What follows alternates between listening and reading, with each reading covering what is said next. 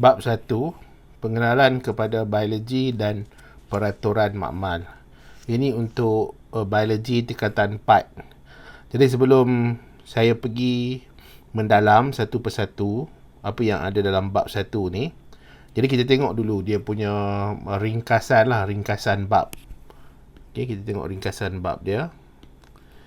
Okey, dia ada ini sikit pengenalan kepada biologi.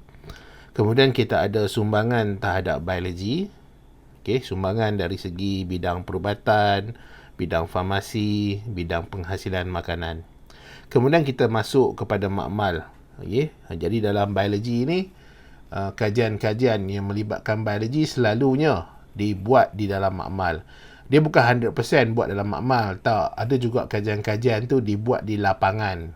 Field, okey, field. Tapi kebanyakannya dibuat di dalam makmal. Jadi di dalam makmal ni adalah sedikit pengenalan tentang dalam makmal, peralatan pelindungan diri apabila kamu menjalankan eksperimen. Ada melibatkan kamu nak kena faham juga tentang bahan buangan, menguruskan bahan sisa biologi. Jadi apabila kemalangan tu apa yang patut buat? Apabila kita buat eksperimen di dalam makmal, apabila kemalangan, apa yang sepatutnya kamu lakukan lah. Kemudian amalan dalam makmal. Seterusnya dalam biologi juga, bila kita dah buat eksperimen, kita dah ada data, jadi macam mana kita nak komunikasi, kita nak bagi tahu data kita tu tentang apa yang terjadi, apa yang berlaku, kesimpulannya apa. Jadi kita kategorikan dia sebagai komunikasi biologi. Dalam komunikasi biologi ni adalah cara bagaimana kita nak present, nak tunjukkan kita punya hasil eksperimen tu. Okey, jadi dia boleh jadi dalam bentuk jadual, dalam bentuk graf, dalam bentuk lukisan biologi. Okey, dan di dalam biologi ni ada beberapa benda yang kamu nak kena faham lah, yang melibatkan eksperimen, iaitu melibatkan penyiasatan saintifik. Okey, ni ada dia punya structure. Jadi kita akan tengok satu persatu dalam bab ini. Hopefully kamu boleh faham lah apa yang saya terangkan kepada kamu. Jadi kita mulalah ya. Kita mula daripada awal ni. Jadi biologi ni berasal daripada, saya highlight lah. Biologi berasal daripada, warna pula tak apa nak okey. Biologi berasal daripada bahasa Yunani. Jadi dia ada dua perkataan di sini. Dua perkataan lah boleh lah kan. Bio dan logi. Jadi bio ni maksudnya apa? Bio ni maksudnya adalah kehidupan. Jadi kehidupan ni dia bernyawa lah. Jadi apa saja yang ada dalam bumi ni dia bernyawa. Bernyawa ni dia ada sifat-sifat dia yang bernyawa. Contohnya dia bernafas, dia membiak, dia membesar. Okey, jadi itu adalah kita boleh kategorikan dia sebagai dia hidup. Jadi apa sahaja yang dia ada ciri-ciri itu kita boleh kategorikan dia sebagai hidup. Jadi kemudian logos. Logos ni adalah kajian. Jadi apa saja kajian yang melibatkan benda hidup, jadi dia boleh dikategorikan di dalam biologi, boleh dikategorikan dalam biologi. Okey, seterusnya kita ada ni dia punya ayat lain, kajian terperinci tentang benda hidup dan persekitaran. Jadi dia ada juga persekitaran. Sebab apa persekitaran? Disebabkan persekitaran ni dia memberi kesan kepada benda hidup. Dia memberi kesan kepada kehidupan. Jadi nak tak nak dia mesti ada kaitan. Secara langsung atau tidak langsung dia akan mempengaruhi kehidupan. Seterusnya, biologi membolehkan kita faham tentang struktur fungsi organisma. Seterusnya, membolehkan kita faham hubungan interaksi organisma dan alam sekitar. Jadi sebenarnya kalau kamu baca sendiri pun kamu boleh faham, ya. Jadi biologi itu sendiri memang penting lah. Apa sahaja yang ada di kehidupan kita seharian ni, dia ada struktur, dia ada fungsi, dia ada hubungan, dia ada interaksi antara haiwan dengan haiwan, organisma dengan organisma, organisma dengan alam sekitar. Jadi dia ada kompleks punya relationship. Seterusnya kita pergi kepada biologi terbahagi lebih mendalam. Terbahagi lebih mendalam ke dalam bidang kajian. Ini contoh saja ya. Dia ada banyak lagi. Ada banyak lagi bidang-bidang kajian di dalam biologi ini. Dia ada botani tentang plant. Okey. Ada plant tu pertumbuhan. Fisiologi. Fisiologi ni tentang proses. Jadi dia boleh proses yang berlaku di dalam tumbuhan, kita panggil plant fisiologi. Proses yang berlaku di dalam haiwan, kita panggil animal fisiologi. Ekologi ni tentang ekologi lah, tentang ekosistem, tentang persekitaran. Genetik ni tentang gene, DNA, nucleic acid.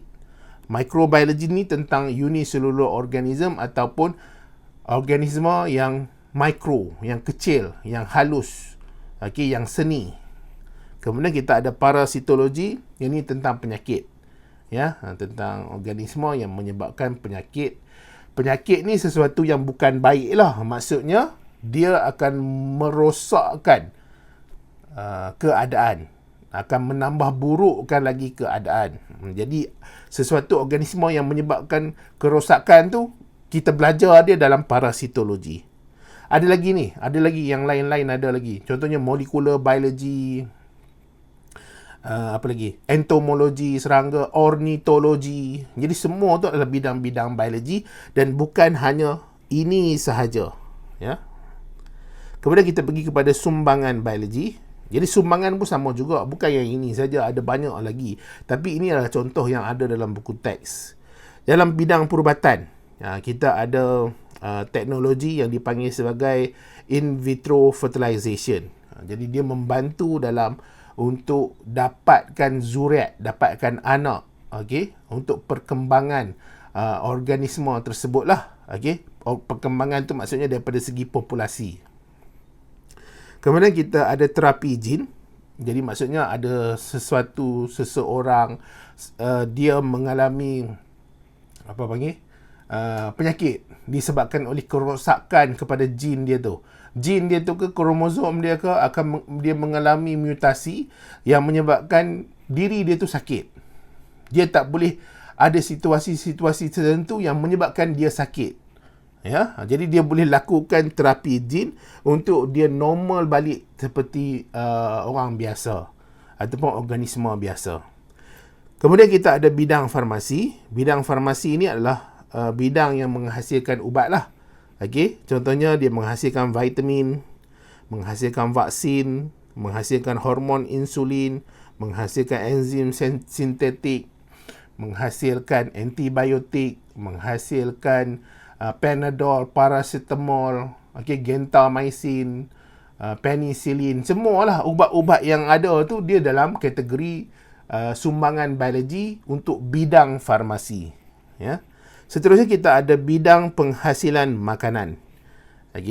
Jadi untuk penghasilan keju, kicap, tapai, tempe. Jadi dia nak tak nak, dia mesti berkait rapat dengan bidang biologi. Sebab apa? Sebab dia melibatkan organisma. Sama ada makroorganisma atau mikroorganisma. Ya. Contoh keju. Keju dia ada melibatkan mikro pun ada, makro pun ada. Keju ni berasal daripada susu. Susu ni nak ambil daripada mana? Daripada haiwan, daripada lembu, daripada kerbau, daripada kambing. Jadi dia ada melibatkan haiwan yang besar-besar tu. Kemudian proses penghasilan keju pula mungkin ada melibatkan mikroorganisma tertentu. Digunakan yeast ke apa ke. Jadi dia ada penglibatan hidupan-hidupan ni dalam penghasilan bahan-bahan makanan ni. Kemudian kita pergi kepada makmal. Makmal merupakan tempat untuk jalankan penyiasatan saintifik. Kalau kamu nak dapatkan buku nota ni, kamu boleh mesej cikgu lah ya. Boleh mesej saya, boleh tanyalah harga berapa. Jadi kalau kamu dah ada buku nota ni, kamu boleh highlight sendiri bagi dia cantik kan. Bagi dia, kita tahu ada key point tertentu yang kita perlu tekankan. Tempat jalankan penyiasatan saintifik. Jadi kebanyakan penyiasatan saintifik itu kita buat di dalam makmal lah, di dalam makmal. Kemudian pelajar perlu tahu, patuhi peraturan makmal dan langkah keselamatan untuk mengelakkan masalah. Jadi pastinya lah dia ada peraturannya, dia ada perkara yang boleh dibuat, perkara yang tidak boleh dibuat di dalam makmal. Sebab apa? Dalam makmal ni kadang-kadang ada alat-alat, bahan-bahan yang berbahaya kepada tubuh badan, kepada manusia tu sendiri yang jalankan eksperimen tu. Jadi kena hati-hati. Dan kadang-kadang dalam makmal ni dia memang sangat-sangat bahaya disebabkan oleh penggunaan mikroorganisma, penggunaan mikroorganisma. Sebagai contoh, dia buat kajian tentang parasit ke ataupun bakteria-bakteria tertentu ke yang boleh menyebabkan kerosakan kepada peparu, boleh menyebabkan keracunan makanan. Jadi dia kena hati-hatilah, dia kena ikut peraturan makmal. Kalau tidak, nanti dia sendiri tu yang akan bermasalah, dia kena penyakit nanti. Okey, sebelum kita pergi lebih mendalam, kita tengok dulu kepada peralatan makmal. Okey, peralatan makmal, apa yang ada lah selalunya di dalam makmal ni. Kita ada sistem pancuran keselamatan. Okey, sistem pancuran keselamatan. Ya, inilah. Lepas tu dia ada stesen pencuci mata. Okey, ini stesen pencuci mata, stesen pancuran keselamatan. Digunakan apabila kulit terdedah bahaya. Dan kadang-kadang bukan apa, kadang-kadang kita panaskan air ke, panaskan alkohol ke, dia menggelegak. Dia menggelegak kan, dia keluar daripada beaker. Dia keluar daripada beaker, terpercik kena ke tangan kita, ke muka kita. Jadi apa yang kita nak kena buat? Sebab apa? Dia kena pada kulit kita dah. Kita boleh pergi ke sistem pancuran kecemasan ni, kita akan alirkan air dekat bahagian yang terkena dengan benda-benda cairan-cairan panas tersebut, supaya dia tak menerukkan lagi keadaan lah, ya. Digunakan apabila kulit terdedah kepada bahaya. Air dialirkan pada kulit untuk kurang hilangkan bahan bahaya. Okey, jadi dia akan hilangkan bahan bahaya tu, dia akan rendahkan suhu serta-merta. Okey. Kemudian kita ada stesen pencuci mata. Jadi ni kemungkinan dia kena kepada dalam mata. Jadi kena dalam badan mata, kita boleh cucilah mata kita tu. Apabila terdedah dengan bahan kimia, mata dicuci dengan air. Kemudian ada kebuk wasap. Jadi kita ada kebuk wasap, ni kebuk wasap. Nama pun wasap kan. Macam yang berasap lah kan, berasap. Jadi berasap boleh jalankan dekat sini. Beruap, bergas. Tempat untuk jalankan eksperimen dapat elakkan hidu gas bahaya seperti klorin, bromin, nitrogen dioksida. Jadi apabila kita gunakan bahan-bahan kimia yang mudah meruap, ataupun ruapan dia tu, gas dia tu boleh menyebabkan kita rasa pening, kita rasa loya nak termuntah. Jadi kita boleh buat dalam kebuk wasap supaya nanti dia ada aliran yang akan sedut gas-gas tu keluar daripada makmal. Okey, jadi kabinet aliran lamina. Kabinet aliran lamina. Jadi tempat untuk jalankan eksperimen, sediakan aliran udara yang bersih. Jadi dia nak memastikan udara tu bersih di dalam tu, supaya nanti dia ada eksperimen-eksperimen tertentu ni, dia kena ada udara yang bersih, tak boleh udara yang tercemar. Kalau tidak nanti dia punya eksperimen tu dia tak dapat. Dia tak dapat result yang sepatutnya. Jadi udara yang bersih ni boleh kita buat dekat kabinet aliran lamina. Seterusnya kita ada kabinet keselamatan biologi. Tempat untuk jalankan eksperimen juga.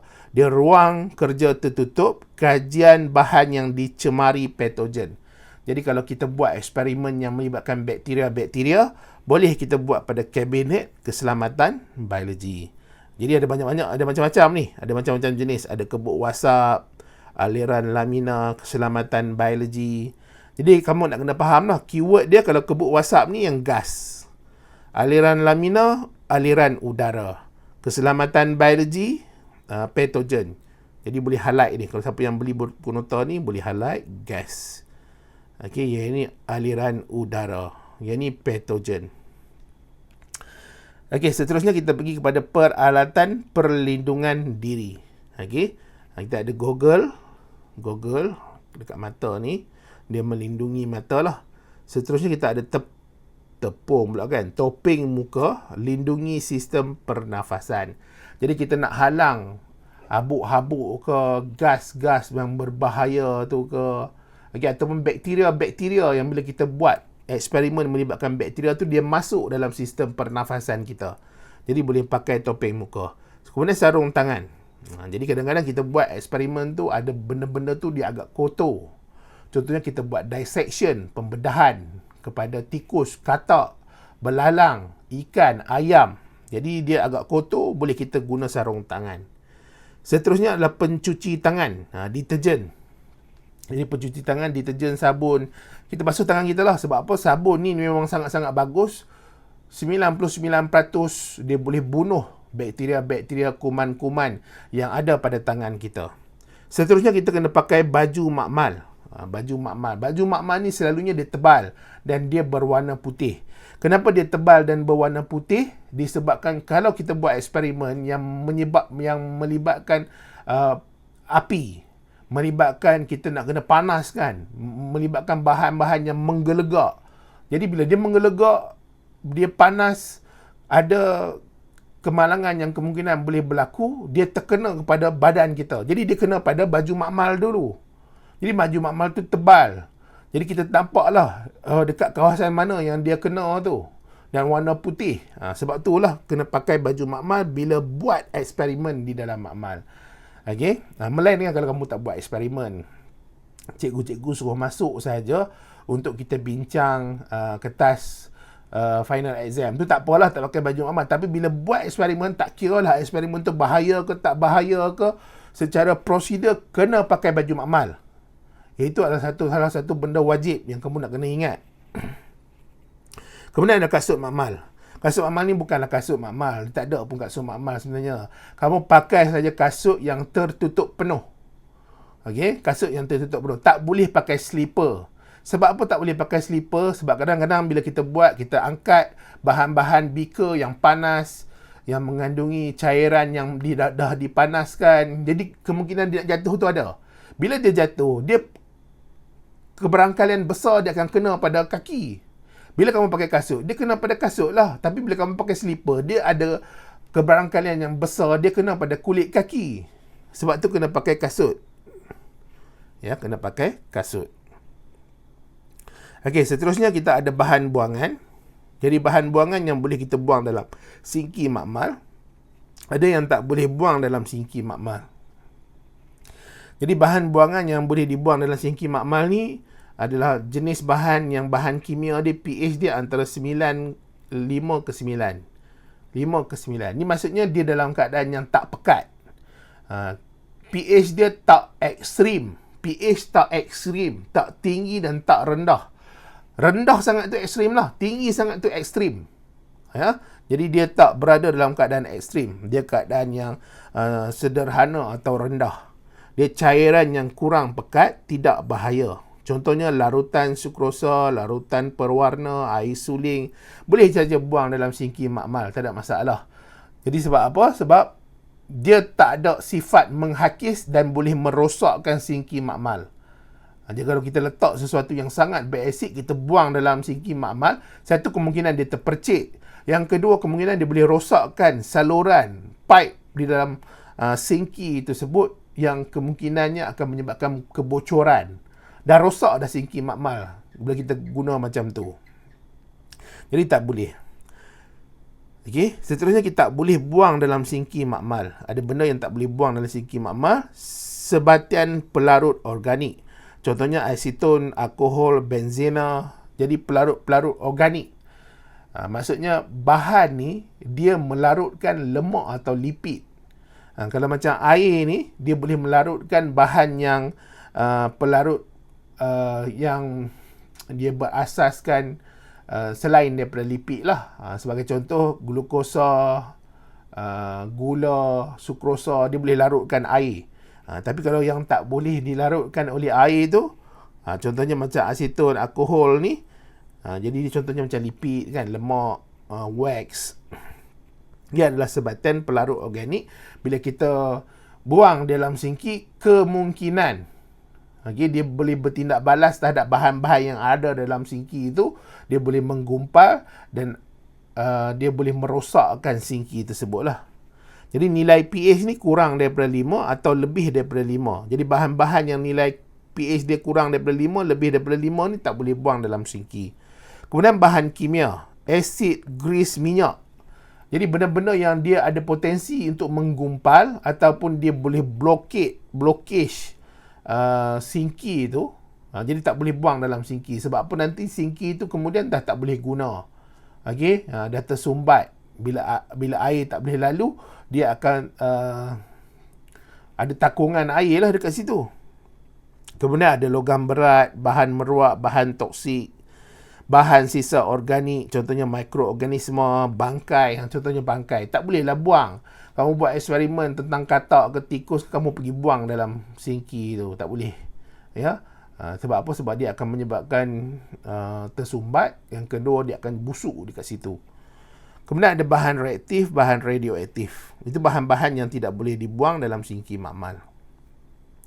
Seterusnya kita nak pergi kepada tema seterusnya ni, subtopik seterusnya dalam makmal ni adalah mengurus bahan sisa biologi. Jadi bahan sisa biologi ni ada beberapa kategori. Jadi kita ada kategori A, kita ada kategori B, kita ada kategori C, kita ada kategori D. Jadi kita kena tahu setiap satu kategori itu. Supaya kita tahulah macam mana cara, kaedah nak mengurus bahan sisa biologi tersebut. Kita pergi dulu pada kategori A, iaitu melibatkan sisa tajam. Benda yang tajam. Contohnya picagari, jarum, kaca, scalpel. Jadi benda-benda ni mungkin kita nak kena buang. Mungkin dia dah terlalu lama, dia pecah, ataupun ada penggantian yang baru, jadi kita nak kena buang. Jadi macam mana kita nak buang, nak mengurus dia? Dia ada bekas khas. Jadi tapi bekas ni tak perlu steril. Steril itu maksudnya kita musnahkan ataupun kita matikan semua bakteria-bakteria yang ada pada bahan-bahan tersebut. Sebab itulah kita panggil dia sebagai steril. Jadi steril ni tak diperlukan. Jadi sisa tajam ni tak perlu. Seterusnya kita ada kategori B, sisa tidak tajam. Jadi sisa tidak tajam ni, sebagai contoh kita ada sisa pepejal biologi. Contohnya apa? Lagi spesifik, kita ada sarung tangan, kertas tisu, piring petri, bekas kultur plastik, agar. Jadi semua ni adalah sisa pepejal biologi. Dan kita kena gunakan kaedah pengurusan tertentu. Contohnya kat sini dia ada dibungkus dalam beg plastik biobahaya yang tahan autoklaf. Jadi kita ada beg plastik biobahaya. Dia mestilah tahan autoklaf. Autoklaf ni adalah mesin untuk kita steril. Steril tu maksudnya kita matikan semua mikroorganisma yang ada. Kemudian kita steril dalam autoklaf. Ni mesin autoklaf. Mesin autoklaf ni macam mesin pemanasan sajalah, macam microwave macam tu saja. Jadi kita masukkan bahan dalam tu, kemudian dia akan panaskan guna wap, guna suhu yang sangat-sangat tinggi. Jadi semualah bakteria-bakteria yang ada tu matilah. Dia steril dalam autoklaf. Jadi proses autoklaf ni akan nyah kontaminasi. Jadi maksudnya dia tidak ada dah boleh menyebabkan kontaminasi atau pencemaran. Pencemaran ni selalunya dia melibatkan bakteria. Bakteria tu dia akan beralih daripada satu tempat ke tempat yang lain mengikut siapa yang pegang dia. Jadi kalau kita tak buat autoklaf, tak nyah kontaminasi ni, jadi dia boleh menyebabkan pencemaran. Jadi bakteria tu hidup, orang pegang dia, pergi pegang orang lain tu kena. Dapat juga bakteria yang dipindahkan tu. Sebab itulah kita buat pensterilan. Dia steril dalam autoklaf. Proses autoklaf nyah kontaminasi, dibuang kemudian dalam tong biobahaya. Yang tadi ni adalah bekas sisa tajam yang duduk kat atas ni sepatutnya ya.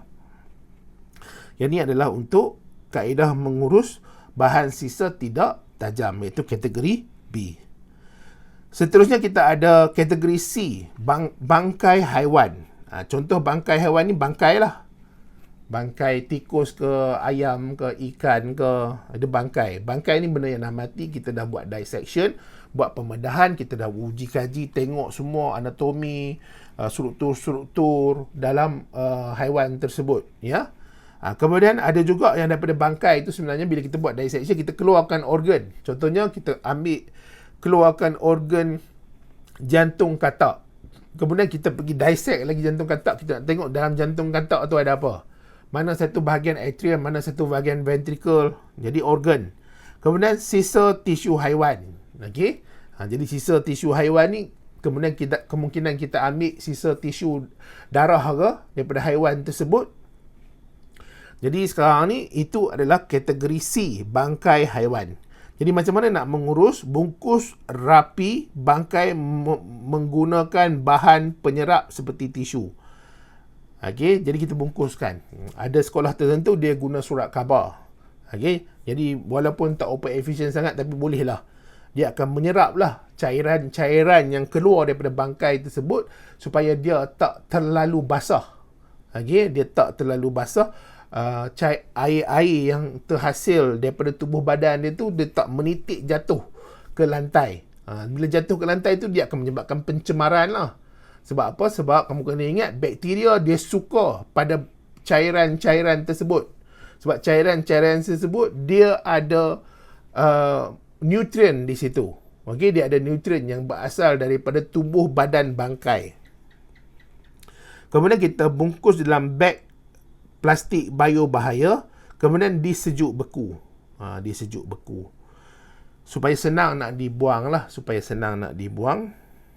Selalunya ini ikut dalam buku teks lah. Memang macam inilah keadaannya. Selalunya kalau pegawai makmal tu, apa yang dia buat pada bangkai-bangkai ni, dia cepat-cepat tanam lah. Dia pergi korek dekat belakang makmal sekolah ke, kawasan-kawasan tu, kemudian dia tanam saja. Okey. Dan ada pegawai makmal jugalah ya, walaupun ini bukan praktis yang bagus. Dia bungkus dalam beg plastik saja, dia buang saja dalam tong sampah. Ya.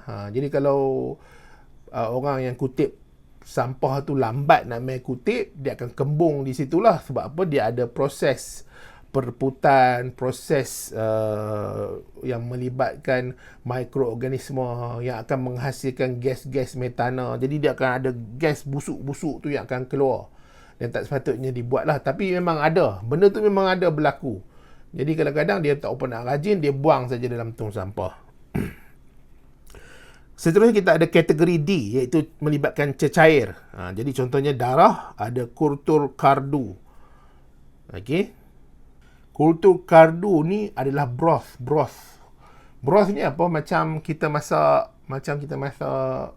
sup kan? Macam kita masak sup tu, dia jadi macam ada dalam sup tu ada rempah-rempah, ada ayam, ada daging, ada kentang, ada kayu manis, ada sup bunyuk. Jadi broth. Kat situ semua macam-macam ada dekat situ. Kultur tu adalah tempat dia nak membiak, tempat dia nak membanyak. Kultur kardu. Jadi ini adalah benda yang digunakan untuk dia buat eksperimen melibatkan bakteria selalunya. Jadi bakteria ni apa yang dibuat, dia nak bakteria tu dia membiak dengan banyak. Kemudian dia pindah pada medium yang lain, pindah pada medium yang lain. Jadi dia ada beberapa generasi bakteria tu lah. Dia ada complicated punya cerita kat situ. Jadi dia akan gunakan kultur kardu ni sebagai tempat dia nak membiakkan bakteria-bakteria tu. Sama juga ada kaedah tertentu pula dia guna darah tu sendiri untuk membiakkan bakteria. Jadi ikut kepada situasi dan keadaan lah. Jadi macam mana kita nak mengurus cecair-cecair ni, iaitu kategori D tu, nyah kontaminasi menggunakan autoclave sebelum lupus. Dan dia mesti dilupuskan secara segera. Jadi kita guna autoclave ni, kita bagi suhu, bagi tekanan yang tinggi, menyebabkan bakteria-bakteria tu semua mati. Mati. Tak boleh sebab dia ada potensi untuk mencemar ataupun pencemaran. Okey, pencemaran ni maksudnya dia akan menyebabkan bakteria tu pergi pada orang, pergi pindah kepada orang lain lagi, pindah kepada orang lain lagi, kemudian menyebabkan penyakit pula. Jadi dia bahaya. Okey. Seterusnya kita ada apabila melibatkan kemalangan. Jadi kalau kemalangan berlaku tu, dia bagaimana keadaan dia? Jadi kemalangan ni disebabkan oleh kecuaian, kelalaian, kurang mahir. Dan benda biasalah kita manusia, pastinya kita ada cuai, kita ada lalai. Dan pastinya dalam kamu nak buat eksperimen ni, mesti ada tercuai, terlalai, terjatuhkan beaker, terpecahkan apparatus, tertumpahkan bahan-bahan kimia. Benda tu akan berlaku. Cuma yang menjadi masalahnya, apa penyebab kecuaian dia tu? Kalau penyebab kecuaian tu memang kita tak perasan. Ada beaker kat tepi kita, kita terlanggang dia. Itu tak apalah, boleh dimaafkan lagi. Yang tak boleh dimaafkan kalau jenis yang suka melawak ni. Dia duduk dalam makmal, dia kira nak melawak dengan kawan-kawan, bergelak, bersukaria, tolak menolak. Lepas tu kalau ada ais, dia ambil ais, dia bubuh dalam baju kawan dia. Itu saya tak boleh terima. Siapa yang buat eksperimen dengan saya, benda melibatkan nak melawak tu, melawak dekat luar daripada makmal. Dalam makmal kita serius, kita buat eksperimen, habis kita keluar. Seterusnya macam mana kita nak langkah-langkah mengurus apabila ada kemalangan. Tumpahan bahan kimia am. Kalau tumpahan bahan kimia am, jadi yang tak berapa berbahaya sangat tu, kita boleh maklum kepada guru. Kita boleh maklum pada guru, tandakan kawasan tumpahan, kawasan kemalangan, sekat tumpahan guna pasir, kita boleh kaut pasir, kita boleh buang pasir tersebut. Jadi ini kalau macam keadaan mungkin bahan kimia tu dia berminyak contohnya, bolehlah kita guna pasir. Tapi kalau setakat tumpah sukrosa, tumpah glukosa ni, ataupun tumpah air garam, kita guna tisu paper sajalah, ataupun guna kain buruk. Itu yang praktis lah selalu dibuat. Tapi dalam makmal sebenarnya tak ada pun pasir-pasir ni. Kita beritahu je dekat lab assistant tu, nanti dia main tolong. Kalau tumbahan merkuri ni bahaya. Merkuri ni dia dalam apa? Dia dalam termometer. Saya percaya termometer sekarang ni pun orang tak guna dah merkuri. Ni zaman-zaman saya belajar dulu, dia guna termometer yang ada merkuri. Jadi merkuri tu bila student pegang, dia ada probability kebarangkalian dia akan jatuh dan pecah. Dan merkuri tu sendiri bahaya. Walaupun zaman-zaman Cina dulu, zaman-zaman Cina kuno dulu, zaman Shi Huangdi apa semua dulu, dia peminum merkuri ni. Kononnya dia alizal. Dia adalah bahan yang boleh menyebabkan panjang umur. Walaupun benda tu toksik dalam tubuh badan. Jadi merkuri ni bahayalah, kena maklum pada guru, tandakan kawasan tumpah, kawasan larangan. Kawasan tumpah tu adalah kawasan larangan. Tabur serbuk sulfur. Jadi tak boleh, sebab apa? Merkuri ni dia ada potensi untuk pergi serang sistem pembiakan dan boleh menyebabkan kemandulan, dan kena hubungi bomba. Sekarang ni kita tengok kepada amalan di dalam makmal. Bila kita masuk makmal, kena pakai pakaian yang bersesuaian lah. Pakaian yang bersesuaian. Pakaian ni tak ada masalah sangat. Boleh pakai t-shirt, boleh pakai kemeja, boleh pakai seluar, tapi seluar pendek tak digalakkan. Slipper tak digalakkan. Kalau siapa yang tak bertudung tu, rambut nak kena ikat. Kena pakai kasut yang bertutup dan kena pakai baju makmal. Kalau kamu buat eksperimen, tak buat eksperimen tak apalah. Jadi ikutlah kepada cikgu tu kan. Kalau tak buat eksperimen. Tapi ada cikgu memang yang dia agak tegas, dia tak boleh masuk makmal, memang kena pakai baju makmal. Jadi kita pulang jugalah. Jadi dia memakai pakaian yang bersesuaian. Dia tak ada masalah. Nak pakai baju warna apa pun tak ada masalah. Tapi kalau kamu sekolah, pastinya kamu pakai baju sekolah kan. Kecuali pada hari-hari tertentu mungkin ada PJ ke, kamu pakai baju t-shirt. Okey, jadi terpulang. Tak tie in ke tak tie in ke, sebenarnya dia tak ada sangat peraturan tentang benda tu. Yang pastinya dia mesti melibatkan keselamatan kamu. Okey, baju makmal dipakai sebab dia nak melindungi diri kamu. Kasut dipakai sebab nak melindungi diri kamu. Okey, baju makmal tu sendiri adalah berlengan panjang. Ya, sebab dia nak perlindungan kepada diri bila kamu buat eksperimen. Jadi amalan umum dalam makmal tidak kerja sendirian tanpa pengawasan. Okey, sepatutnya bila kamu buat eksperimen tu, guru kena ada lah. Pegawai sains pun kena ada juga. Okey, tak boleh kamu buat sendiri-sendiri sahaja. Sebelum buat eksperimen, basuh tangan. Selepas buat eksperimen, basuhlah tangan. Sebab apa? Kita tak tahu dekat alat radas yang kita pegang, bahan-bahan yang kita guna, bangkai-bangkai yang kita dah guna tu ada pencemaran ke tidak. Semua meja yang kita pegang, kita letak tangan kita tu ada pencemaran ke tidak. Jadi kena basuh tangan. Kena basuh tangan supaya nanti kita tak mengalami keracunan makanan lah ataupun sebarang penyakit kena pada kita. Jadi kena basuh tangan. Tiada bawa barang yang tidak berkaitan. Sepatutnya tak boleh bawa masuk lah barang-barang yang tak berkaitan. Selalunya beg kena letak luar. Tak boleh bawa beg masuk ke dalam makmal. Bekas makanan tak boleh bawa masuk. Botol air tak boleh bawa masuk. Okey. Jadi banyaklah benda yang tidak berkaitan tu yang boleh mengganggu atas meja tu. Sebab atas meja ni selalunya ada buku kita dan ada alat radas, ada bahan yang kita nak buat eksperimen saja. Bila banyak sangat dia akan ganggu. Ya, jadi tidak boleh bawa barang yang tidak berkaitan.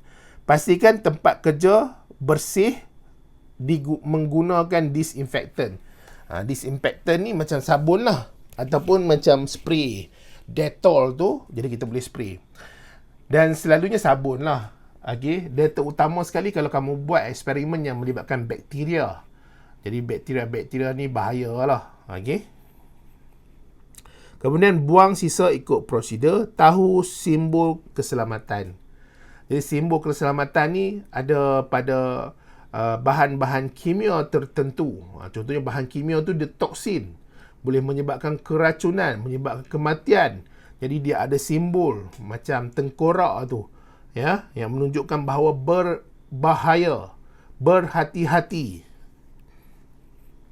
Kemudian apabila berlaku kebakaran. Kebakaran ni dia melibatkan litar pintas ke, bila kamu buat eksperimen terbakar ke, okey? Jadi kena hentikan kerja serta merta. Stop semua kerja yang kamu buat. Okey, tak payah dah nak pergi selamatkan alat radas ke, bahan ke. Jadi jangan. Okey, matikan elektrik. Kalau ada suis elektrik itu, matikan suis elektrik. Tengoklah keadaan. Dia kena tengok keadaan. Dia tak boleh kita nak bagi tahu kalau keadaan macam mana sekalipun kita kena pergi mati elektrik. Tak. Dia ada keadaan-keadaan tertentu. Ada keadaan tertentu kita tak boleh matikan elektrik guna tangan kita. Kita tak boleh pergi pegang kawan kita. Kita tak boleh sesuka hati buat macam tu sebab kemungkinan renjatan elektrik boleh kena pada diri kita kalau kita matikan elektrik itu. Okey, tapi kalau melibatkan mesin-mesin yang kamu rasa tak berbahaya, tak apalah. Dia itulah kata dia ni subjektif, dia ikut keadaan. Tapi yang paling penting, yang mudah sekali kamu beritahu kat cikgu kamu lah. Cabut palam, keluar dari makmal mengikut plan kecemasan, hubungi bomba. Tenang dan tidak tolak menolak. Okey. Lepas tu jangan patah balik. Dah ada kebakaran pergi patah balik pula. Okey. Kumpul di tempat yang ditetapkan. Dia sebenarnya kebakaran ni jarang berlaku. Kebakaran jarang berlaku. Ya, kebakaran jarang berlaku lah. Yang melibatkan mesin-mesin jarang berlaku. Dia susah nak berlaku lah kebakaran. Yang selalu berlaku dalam makmal yang melibatkan kecederaan, melibatkan kemalangan, melibatkan kesakitan, melibatkan luka ni apabila bahan yang kita guna, bahan kimia yang kita guna tu meletup. Itu memang selalu kita dengar. Dia meletup satu, kemudian seterusnya dia meruap di kemungkinan terbakar ada. Okay, selalunya dia meletup lah, ada meletup. Meletup tu kadang-kadang campuran yang kita guna tu dia meletup beaker tu pun meletup sekali. Jadi beaker tu dia kaca tu dia meletup, dia kena pada kulit, pada daging orang yang handle eksperimen tu. Jadi itu yang bahaya selalulah, yang itu saya dengar. Okey. Jadi nak tak nak, iaitu semua kena ada guru pemantau. Ya, kena ada guru pemantau. Jadi sepatutnya guru tu dia kena tahulah apa patut yang dia buat. Seterusnya kita ada pengendalian kaca dan bahan kimia. Jadi berhati-hati mengendalikan kaca yang panas. Jadi kaca yang panas ni kena hati-hati. Kalau kita tengok baca dalam guideline prosedur untuk kita punya eksperimen tu, ada kena panaskan sampai 100 darjah Celsius. Maksudnya tak boleh pegang dengan tangan lah. Kena pegang guna alat yang membantu. Contohnya test tube tu. Kita panaskan sesuatu menggunakan test tube. Tak boleh lah kita pegang dengan tangan. Kita gunalah test tube holder. Ya, pemegang test tube. Jadi kena hati-hati. Okey. Lapor kerosakan kepada guru dengan segera. Selalu kerosakan ni disebabkan apa? Sebab terjatuh. Kamu pegang test tube tu tak apa nak kuat. Test tube holder tu tak grip strongly dekat test tube, jatuh. Panggillah guru. Okey, minta bantuan. Jauhkan bahan kimia mudah terbakar daripada sumber api. Ini selalunya melibatkan alkohol. Apabila kita kena panaskan alkohol. Okey, alkohol tu bila dia panas, dia meruap, bunuh api pula. Api itu dia dia menyambar alkohol tadi, ruapan alkohol tadi. Jadi terbakar besar. Terbakar besar, dia kena mercik pada kulit kamu. Kulit kamu akan melecur. Jadi kita kena hati-hati. Tidak menyentuh, rasa atau menghidu bahan kimia. Jadi ada alkohol tertentu. Okay, alkohol ni macam-macam jenis kan. Saya pun tak ingat lah, saya bukan cikgu kimia. Jadi dia ada bau-bau tertentu tu. Dia bau macam gam Dunlop tu. Gam orang duk hidu tu. Dia boleh menyebabkan kita rasa loya, nak termuntah. Boleh menyebabkan kita rasa penin. Jadi kena hati-hati. Jangan duk bau bahan-bahan kimia yang tak sepatutnya ni. Seterusnya kita ada pengendalian spesimen hidup. Jadi kalau kita nak mengendalikan spesimen hidup ataupun spesimen yang dah dimatikan, jadi kita guna sarung tangan lah. Kita guna sarung tangan.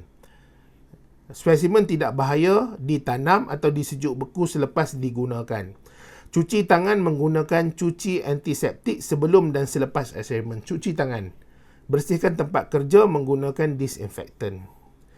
Seterusnya kita ada bantuan kecemasan. Okey, bantuan kecemasan kalau ada sesuatu berlaku pada rakan kita, pada kita sendiri, ya. Jadi maklumkan kepada guru, hubungi talian kecemasan, pindahkan mangsa daripada tempat kejadian, beri rawatan kecemasan, tempat kemalangan dijadikan kawasan larangan. Dia selalu kalau melibatkan kecederaan, terkena alkohol yang terbakar tadi, ada kelecuran berlaku, ada luka yang disebabkan oleh kamu pegang sisa-sisa tajam. Okey. Ada juga orang dia loya nak termuntah. Okey, sebab apa? Sebab dia buat dissection, ada darah yang kelihatan pada tikus kepada katak tu, yang dia tak boleh nampak darah, dia penin. Okey. Itu semua boleh bagi tahu dekat guru. Ini semua benda yang common yang berlaku dalam makmal lah, ya.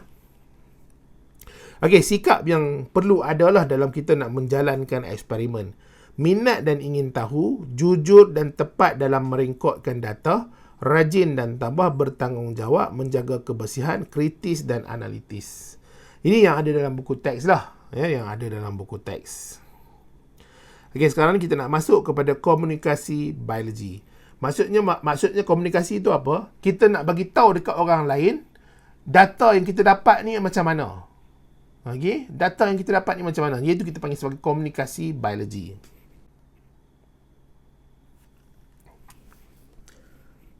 Untuk komunikasi yang pertama, kita ada jadual. Kita boleh buat jadual lah. Kita record data tu kita record lah, kita tengok lah dekat bahan eksperimen yang kita buat tu. Data-data tertentu. Contohnya dari segi bilangan, kita kira bilang berapa banyak. kita rekodkan. Ataupun dari segi bacaan pada burette ke, bacaan pada silinder ke, bacaan pada measuring silinder ke, bacaan pada pipette ke. Jadi kita buat bacaan pada titisan pun boleh juga. Itu semua data lah, data. Jadi data ni nak mudah kita tengok, kita buat jadual. Jadi jadual ni digunakan untuk rekod dan persembahkan data. Ni jadual lah. Takkan kamu tak tahu jadual kan? Ni jadual. Okey, jadi jadual ni dia ada, pertama, ada dua jenis data yang kamu nak kena ingat. Okey. Data yang pertama adalah data yang menunjukkan pemboleh ubah dimanipulasikan. Okey, pemboleh ubah dimanipulasikan. Selalunya pemboleh ubah dimanipulasikan adalah pemboleh ubah yang kita sendiri yang tentukan. Kita nak guna larutan, apa dia punya kepekatan larutan tersebut. Kita tentukan, kita nak guna kosong, tak ada kepekatan langsung. Kita nak guna 3, 6, 9, 12, kita tentukan.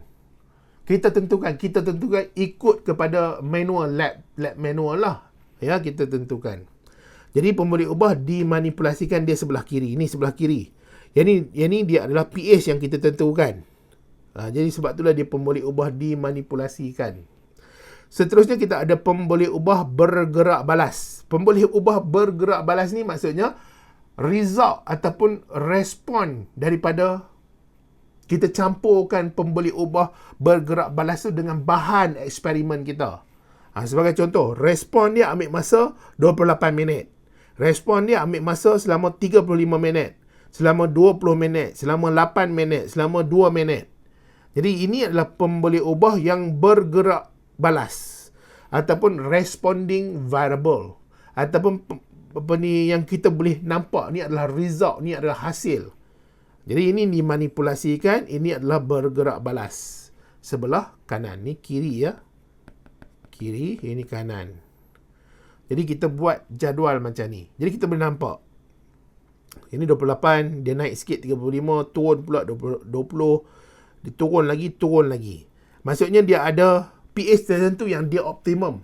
Dia bekerja paling bagus sekali. Kita boleh nampak lah. Boleh nampak dari segi data tu sendiri. Tapi nak lagi bagus, kita buat dalam bentuk graf. Ni graf. Jadi graf ni dapat gambarkan hubungan antara pemboleh ubah dimanipulasikan dengan pemboleh ubah bergerak balas. Kita dapat hubungan dia. Okey. Jadi kalau kau tengok dekat graf dekat sini, paksi Y, pemboleh ubah bergerak balas ni paksi Y. Okey, ni paksi Y. Paksi Y. Y. Ini adalah paksi X. Jadi pemboleh ubah dimanipulasikan adalah X. Pemboleh ubah bergerak balas adalah Y.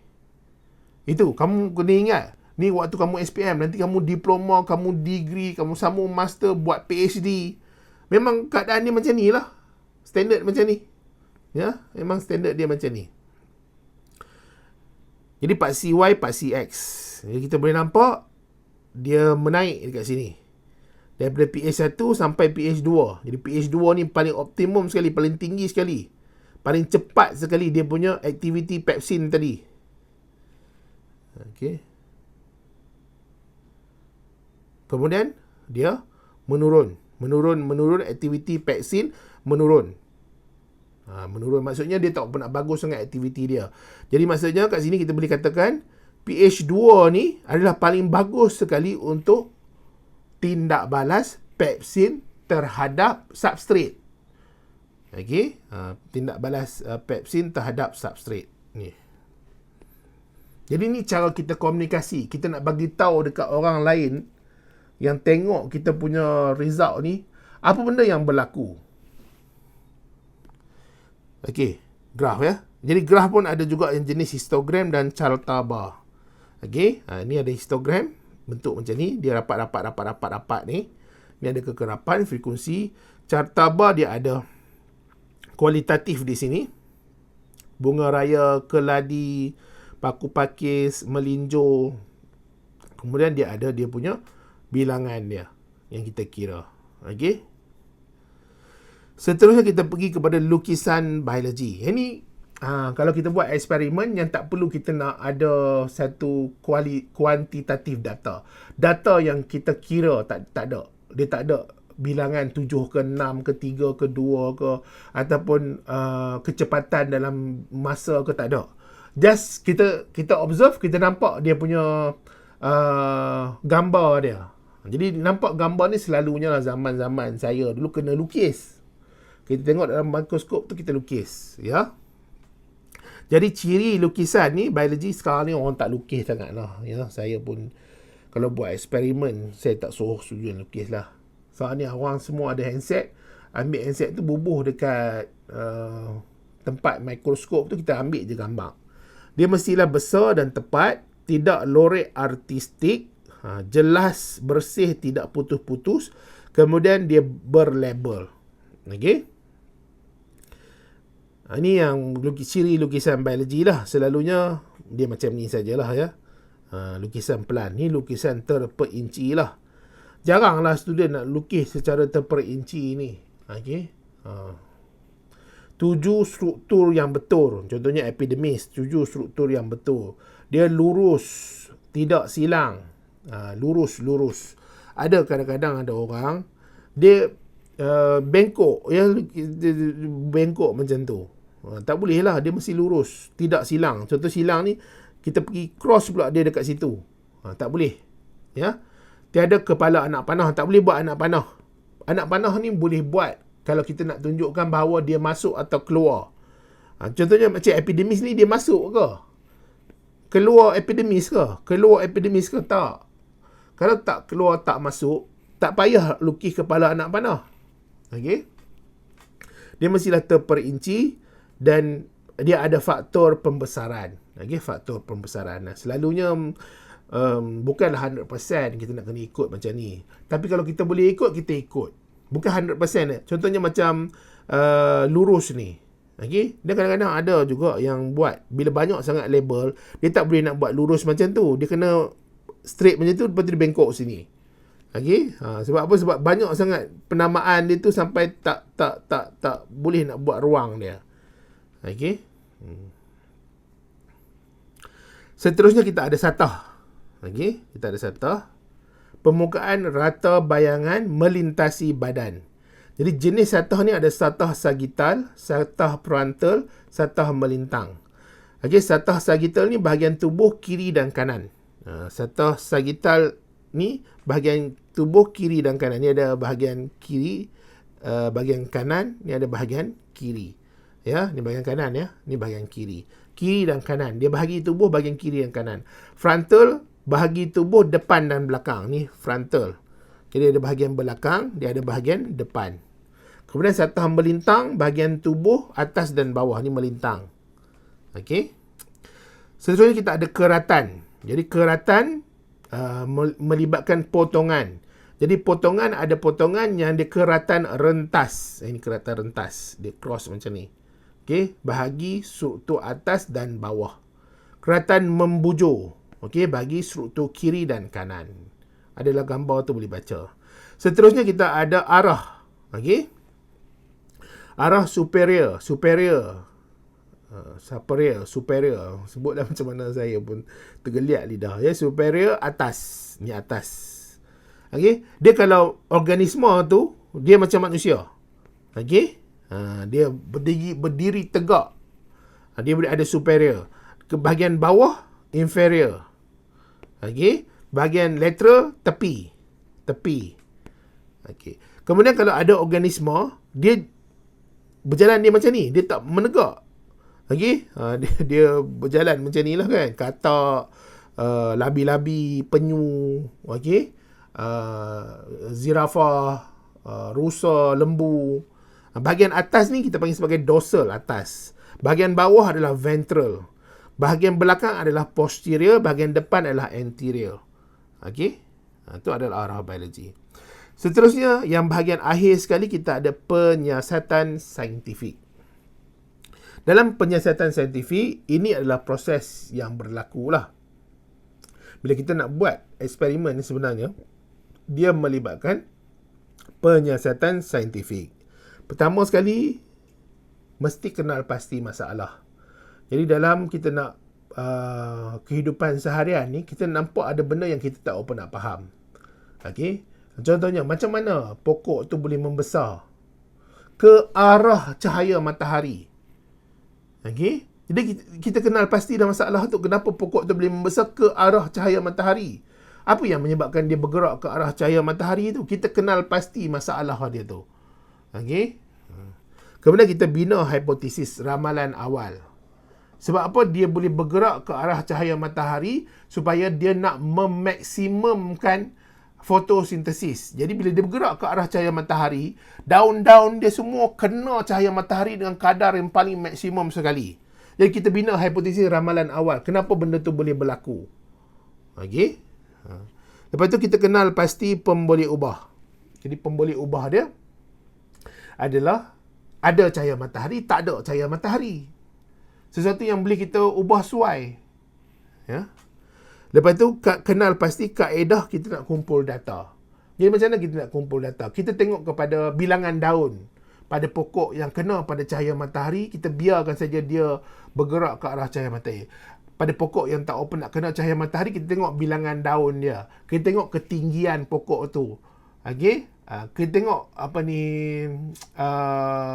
berapa rimbun daun tu ataupun ketinggian pokok, bilangan daun. Ya? Lepas tu kita rancang dan jalankan penyiasatan saintifik. Kita kumpul data, kita interpretasi data, buat kesimpulan, tulis laporan. Okey?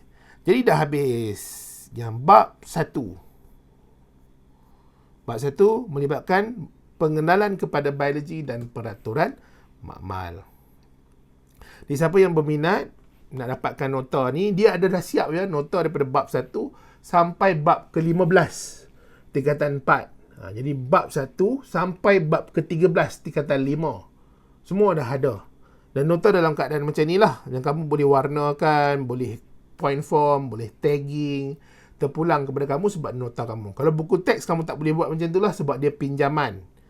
Ya, pinjaman tak boleh conteng-conteng buku teks tu. Dia bukan buku kita. Jadi saya ada letak nombor phone. Ya. Kamu boleh mesej saya 016 30 4369. WhatsApp saja ya, saya reply. Yang lain saya tak reply.